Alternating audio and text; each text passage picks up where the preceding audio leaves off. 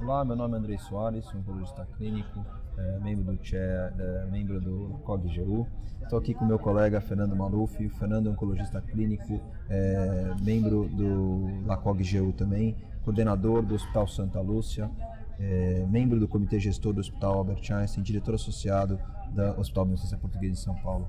Maluf, obrigado pela discussão que vamos ter agora. Já acabou de assistir a sessão oral de tumores geniturinários não próstata.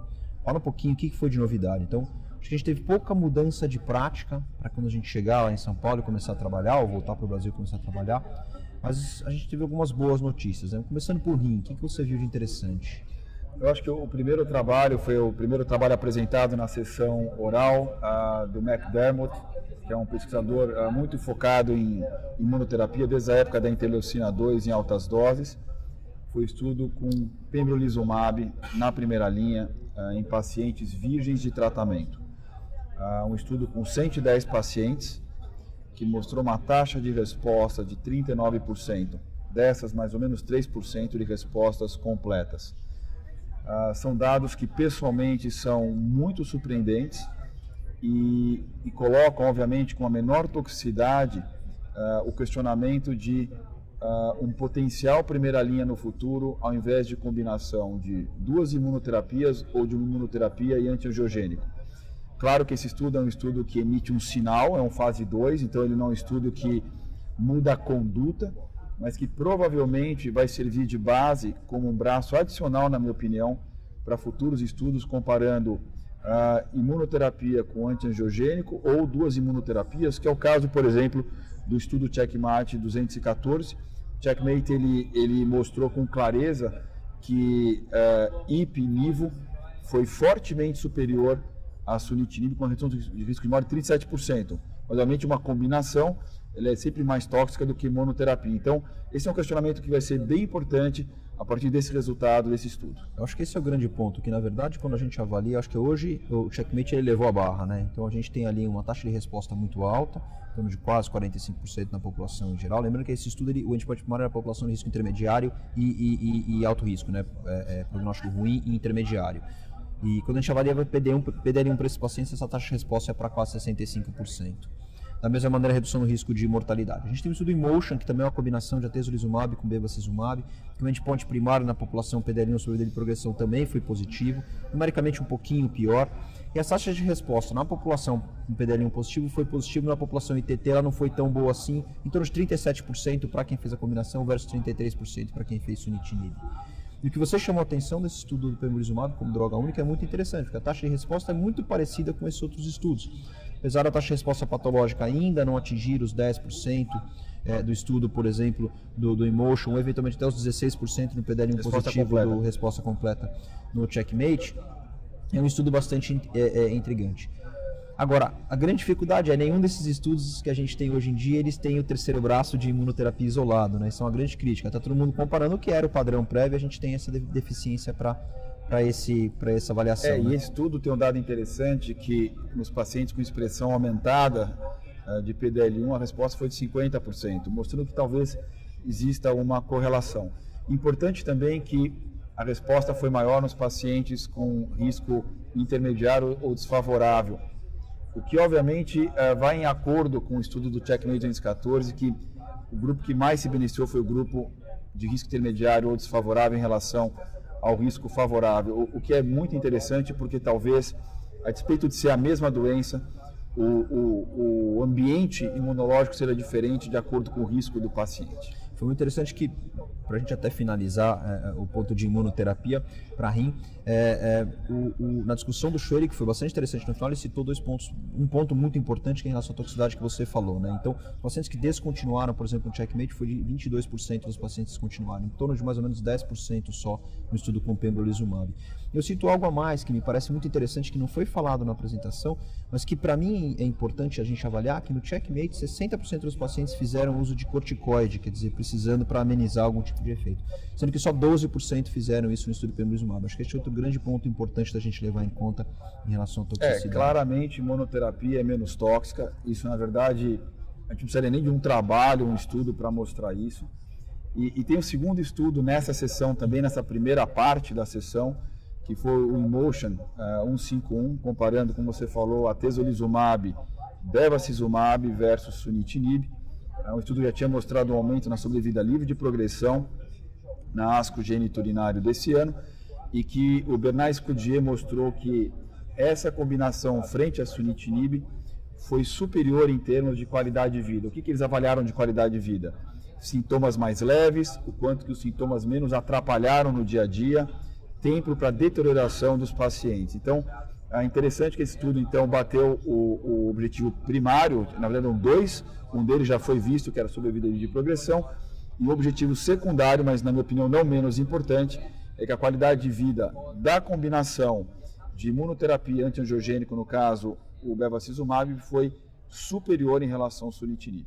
Foi muito bem colocado, porque da mesma maneira que o 214 também tinha mostrado melhora em relação à qualidade de vida, foi bastante interessante porque a análise da qualidade de vida do estudo do IMotion foi muito importante, porque ele fez uma análise bastante completa.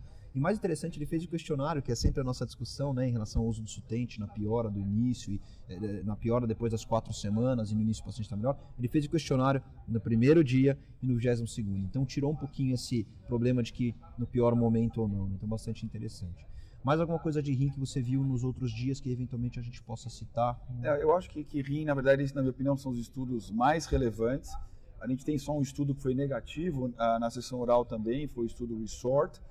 É um estudo que incluiu menos pessoas do que eles planejavam, que avaliou após metastasectomia, sorafenib adjuvante versus observação. Ele incluiu só 68 pacientes, mais ou menos 2/3 do planejado, e que não mostrou, como nos outros todos os estudos, e na meta-análise que o Dr. Fábio Schutz, da Beneficência Portuguesa, e o Dr. Daniel Vargas, que é o residente da Beneficência Portuguesa, demonstraram que antiangiogênico como adjuvância no estadio 3 ou 4, aparentemente não é associado a benefício em termos de sobrevida livre de doença para a maioria dos pacientes, e com certeza não de sobrevida global. Se ficou uma vez que parece que TKI não é. A gente espera um resultado em relação a TKI de pazopanib nesse mesmo cenário, né? Paciente com doença metastática que resseca e fica sem evidência. E a gente tem 2 estudos aí, pelo menos com imunoterapia, tanto com pembrolizumab quanto atezolizumab, que podem eventualmente ser realmente o caminho da gente seguir aí. Eu estaria talvez um outro estudo em rim, que foi o primeiro estudo prospectivo que mostrou alguma droga após a falha de imunoterapia, que foi o estudo do axitinib, de maneira prospectiva. O Rini já tinha mostrado de maneira retrospectiva, 56 pacientes, mas foi um estudo que mostrou uma taxa de resposta de aproximadamente 40% na falha de imunoterapia. Eu acho que esse talvez seja, de todos os estudos, não tão interessante quanto os outros, mas um que realmente pode mudar a nossa prática, de que a gente pode usar essa droga na falha da imunoterapia no dia a dia. É importantíssimo, né, o dado que o Andrei está mencionando, porque mostra que os antiangiogênicos, no caso axitinib, que bloqueia 3 receptores importantes da angiogênese, 1, 2 ou 3, o VEGF, pode sim ser uma droga ativa e pode sim ser uma droga utilizada para pacientes pós-falha imunoterapia com chance de resposta. A gente não tem ainda dados, obviamente, de sobrevida, o quanto que isso é melhor do que outras potenciais terapias, mas claramente é uma medicação ativa nesse cenário. Bexiga, o que tivemos de bexiga? Acho que coisas boas aí, né? Bexiga tem mudado, né? Passou 30 anos hibernando e agora de uma hora para outra um monte de novidade. Bexiga para mim foi o ponto mais quente da sessão. 2 drogas novas e imunoterapia num cenário diferente, num cenário mais precoce do que a gente já tinha avaliado. O primeiro estudo com erdafitinib, essa é uma droga muito interessante, é um inibidor do Fibroblast Growth Factor, do 1 até o 4, uma droga oral, que foi avaliada então em pacientes, em 99 pacientes com câncer de bexiga metastático, a maioria das pessoas, dos pacientes expostos a tratamentos prévios. Bem tratados, né, inclusive, 3, 4 linhas. Mais ou menos 90% receberam tratamentos prévios e mais ou menos 50% 2 ou mais linhas de tratamento. É importante lembrar que 15 a 20% dos pacientes com câncer de bexiga têm alteração do FGF, né? Então foram só esses pacientes os incluídos no estudo.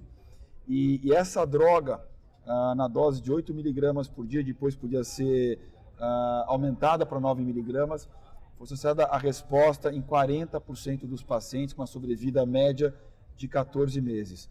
Isso levou o FDA a uma consideração de aprovação para essa droga baseada só nesse fase 2. Um segundo estudo... Só pegando do anti-FGFR3, é muito interessante, só é importante te colocar que as alterações avaliadas no estudo do erdafitinib não incluíram os pacientes com amplificações ou aumento de cópia de número. Então, eram, na verdade, pacientes com as translocações, né, entre o FGFR2 e 3 e as mutações do FGFR3, né, que faz mais ou menos aí entre 15% e 20%. E é importante colocar que esses pacientes, até antes de a gente passar para o Infortumab, é que esses pacientes, eles em geral, eles respondem muito mal à imunoterapia, né? Eles fazem parte no que a gente avalia no perfil molecular do TCGA como luminal, e são pacientes que vão muito mal, e realmente o estudo mostrou que apenas 5% desses pacientes tinham respondido à imunoterapia prévia, e que desses pacientes que não tinham respondido à imunoterapia prévia, que eram 22 pacientes, e só 5% tinham respondido, quando fizeram a taxa de resposta para esses pacientes foi de 59%. Mostrando realmente uma atividade importante até numa população, provavelmente, que a gente não tem tanta disponibilidade de tratamento efetivo. Agora, só chamou a atenção os novos efeitos colaterais, né, que são um pouquinho da via das drogas, das MAP kinases, né, que a gente vai ter que ficar atento aí com hiperfosfatemia, acho que a gente pode destacar de diferente, e talvez as retinopatias relacionadas, em 21% de retinopatia relacionada ao uso dessa droga. Né? Esse é um ponto muito importante e que a gente vai, então, ter que aprender a manejar essas complicações. Apesar que grau 3 e 4 foram infrequentes, mesmo numa população de pacientes mais idosos, com comorbidades e já politratados. Aliás, a droga em câncer de bexiga nesse cenário tem que ser uma droga, em geral, bem tolerada, senão não é execuível. O segundo estudo, o Dr. André já tinha mencionado, Infortumab vedotina. Essa droga, Infortumab vedotina, é uma droga muito interessante, é um anticorpo conjugado, com uma droga chamada monometil auristatina E.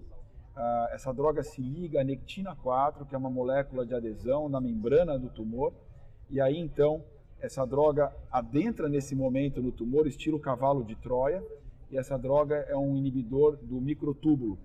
Ela foi também avaliada em 112 pacientes, a resposta também foi da ordem de 40% com essa droga, sobrevida média da ordem de 14 meses.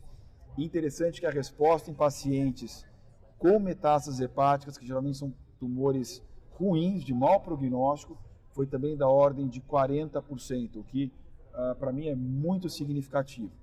A droga foi em geral bem tolerada, os efeitos colaterais grau 3 e 4 também foram pequenos, como também o estudo do erdafitinib.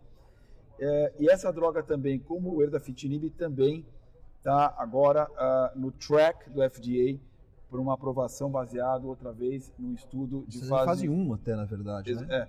Estudo de fase 1. Foi uma expansão do estudo de fase 1, né? Então isso é bem importante, ou seja, duas drogas que vão vir para o cenário de câncer de bexiga metastático, para pacientes que tinham então alteração do FGF, né?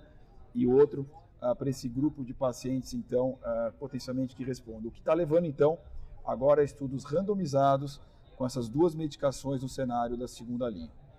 Além disso, na última sessão agora, dois trabalhos importantes, um do Thomas Pauls e outro do André Janek, os dois avaliando o papel dos inibidores do PD1 e PDL1 na neoadjuvância de pacientes com doença músculo-invasiva. O Dr.